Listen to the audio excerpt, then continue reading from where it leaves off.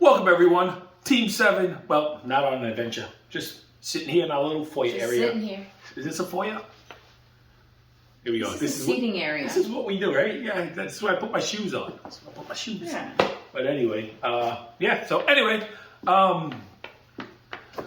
here to talk about Mardi Gras. Mardi Gras. Mardi Gras, Carnival Mardi Gras. A little like overview, what we thought of the ship and everything's first ship back since 2019, since Norwegian Encore. That we've cruised. Personally, worst cruise I've ever been on. But we ain't even talking Encore, bro. We're talking about Encore. Oh my God. Anyway. Let it go, bro. We're gonna let it go. We're gonna let it go. Anyway, this is gonna be an overview of, I guess, what we can remember. By the way, I'm Anthony, and that's Nancy. You know, How? I've been called a lot of things. You know, recently I've been called Team 7 Dad. Bro, that made me feel old. Team 7 Dad. I was like, what? So anyway, say it like it's Team 7 Dad. Anyway, join us.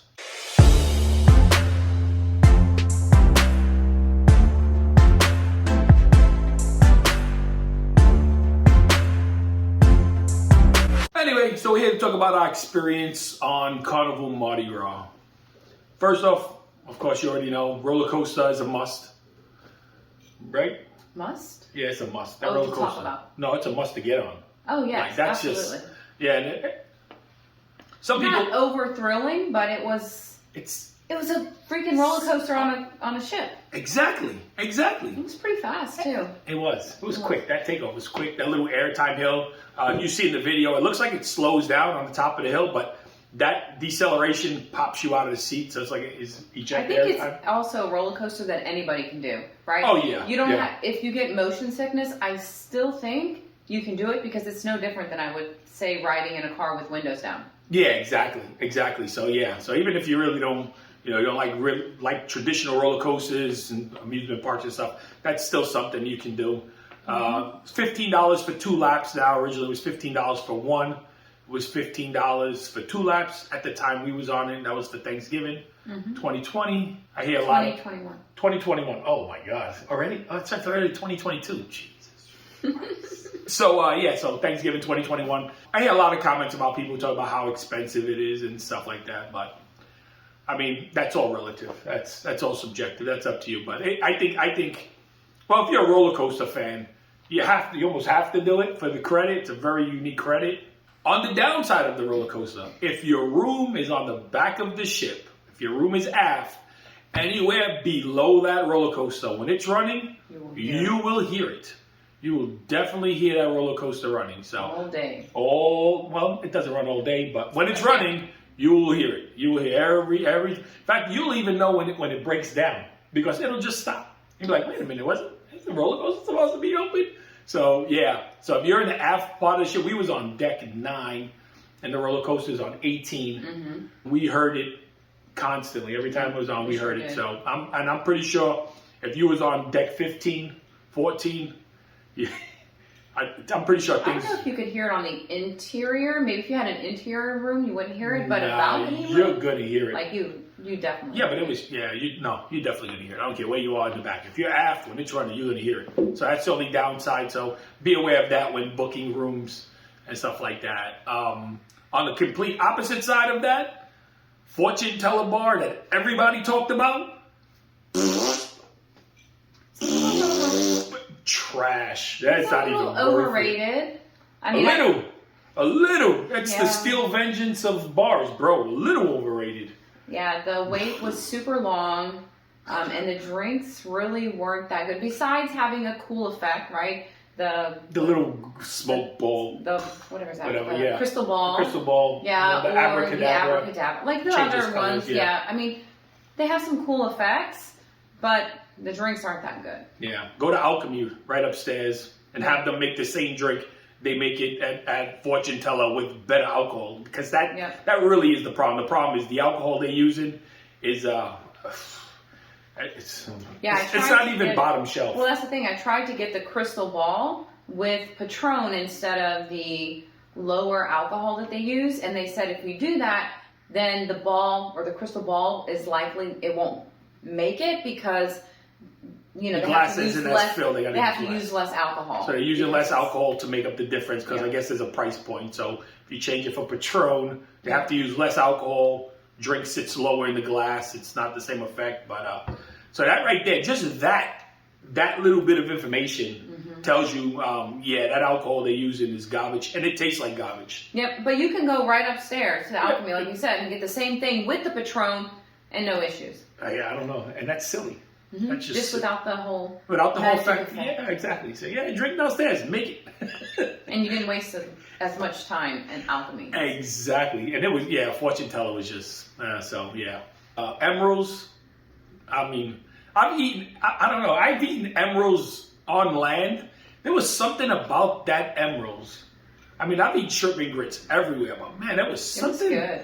I don't know if it's because Emerald was on the ship with us, so they had to do something. You know, it's like going to Trinidad and ordering KFC. You know, KFC in Trinidad isn't KFC everywhere else. It's just there's like a 13th spice there. It's just something different. There was just something different about that shrimp and grits at Emerald. It was good. I don't even just the like food in general. Shrimp at all. No, she doesn't. But I actually tasted it. It was pretty good. I probably would have ordered it. Yeah, It was really good. Yeah, so it was the best $5 I've ever eaten. So that the food was good. I really can't talk about the buffet because we really didn't go to the buffet. We were hardly at all.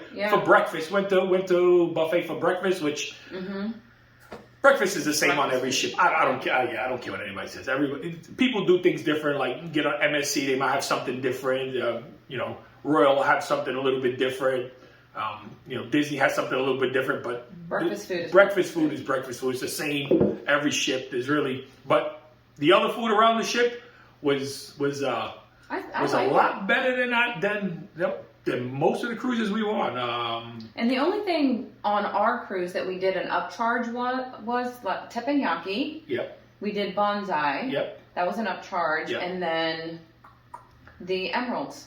And then emeralds, we went to Chibang. That was included. That was included. Yeah, Chibang and Cocina de Capitano was also included, which was weird. Normally we went they in there. aren't. Yeah, exactly. But I don't ever remember. And the food was amazing. Yeah, absolutely. So all the restaurants had great food. Everybody, in the main dining room, everybody was satisfied. I mean, the food was good. It was good. Maybe it was just I haven't been on a cruise in so long. So, but the food was excellent. The food was good. And for the good one, there's the down one, Shaq's Big Chicken. Come on now, come on. It's just a gimmick. I'm not big on gimmick food. It's you take a chicken finger, you put it in some sauce, you throw it on bread. I mean, Guy Fieri does it with the chicken guys. I don't like that place either. Yeah, I don't care for chicken. Yeah, it's all about the sauce. So and then you see people comparing Big Chicken to Guy's Burgers. The what do they call it now? I can't remember. What does Guy's Burgers call on the ship? Doesn't have a name. It has a name. What do they call it? I can't remember. Anyway, but yeah, a lot of people were comparing because you had Shaq's Big Chicken and Guy's on the same ship, and there's no comparison. There's no comparison. Go to Guy's. Get the burger. Yeah, I'll never sit here and say, man, you know what? I need to get on a ship to get Shaq's Big Chicken. Same way we live in Orlando. It's chicken tenders. Yeah, exactly. Same way we live in Orlando and go to Disney Springs and walk by, chicken guys. I'm not impressed. It tastes okay. They got some fries, right? The fries or the tater tots. Pig and Anchor is good. Pig and Anchor is good, yeah. I've always liked Pig and Anchor. Pig and Anchor is good. I like the little bar area. They got Heroes. That was pretty cool that they have kind of like a sports bar. You can tell that this wasn't originally a Carnival ship. You can tell. I mean, when you cruise a lot, there's some people who they're loyal to one cruise line, so they don't cruise multiple cruise lines.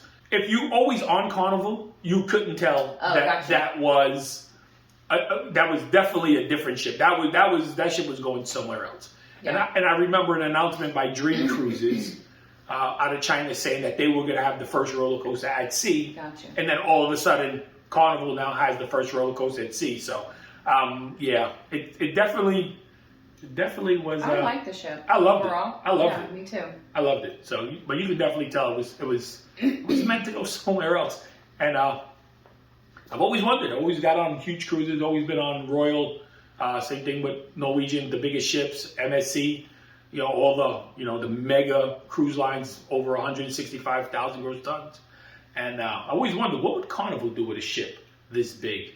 And man, they hit it out the park. They hit out the park. It was definitely great. It was definitely great. Cruise director. I just like Carnival's cruise directors. How Carnival approaches all of that. They're entertainment. so lively, and they're so they so approachable. Yeah, and they interact with all the guests. Exactly. You don't just see them one time during the day. You see them throughout the day. Yeah. And I will say, out of all the other cruise lines we've been on, the only non-Carnival cruise director that I think is awesome is Mark Walker. Bing bong. Bing bong. He's the only non-Carnival cruise director that I think is awesome. Like I'll go on any ship he's on. So. But other than that, when I think about it, like I wonder what Jamie would be like on that ship if she ever came back. Jamie was awesome.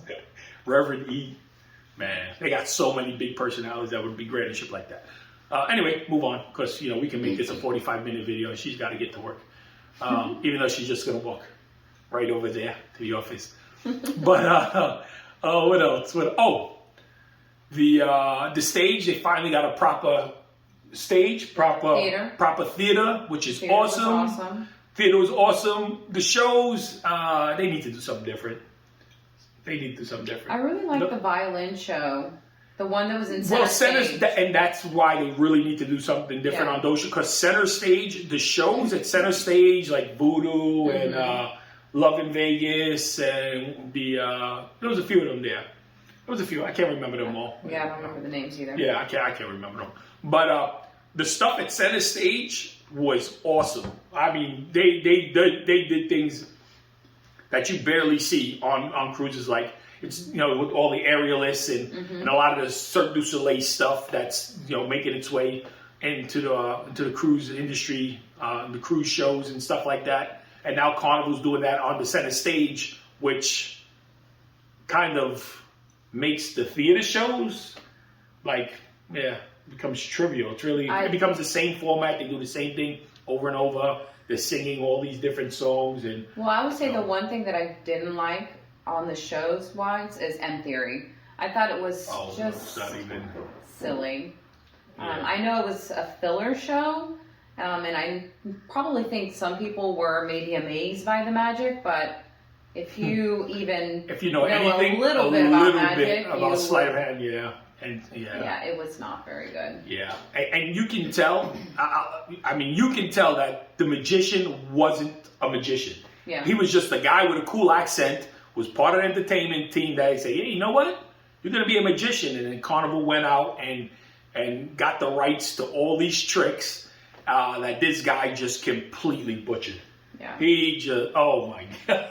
He tried. He tried, but he gave literally. If you watch him, he gave away. Like if he did 4 tricks, he gave away 3 of them. Yeah. It was just. It was very predictable. Yeah, and you'll see some of the video. Something to watch. Yeah. Something to do, right? But it overall wasn't impressive. It was bad. It was bad. So get a proper magician, man. So what else? So the food is good. All the bars were cool. Everybody would go to what's it called, Java Blue downstairs. But there's like a coffee bar up next to the pizza place that sells the same thing as Java Blue. So if you're looking for coffee or something, and it's called what, La Rosa or something, whatever. I don't remember. I can't remember. I'll put it. But it's next to the pizza place. Yeah, it's right across from the pizza and the panini place. Makes all the same coffees and stuff like that. So you don't have to go all the way down there. The paninis were excellent. Oh gosh. Oh my God, those paninis and the pizza. Pizza, of course. Pizza's pizza. I will say the breakfast food though, and we're back to food. The breakfast food in Blue Java was delicious also. Oh yeah. Even the lunch. Even the lunch. Sandwiches they had sandwiches. They had calzones. Really, they had empanadas. They had. They had. They even have food there now. Little sexual food. That place. It's really good. Yeah. So there's so many places to eat, but it doesn't take over the ship because you have some places that have like 20 places to eat, but then there's nothing for anything else to go on. But they did a good job of having all these places to eat and still other things going on. If you want a good drink, go to the area where Pig and Anchor is. They have a, what is that called? Watermelon margarita made with freshly mashed watermelon. They muddled the melons. They muddled their melons. It's really good.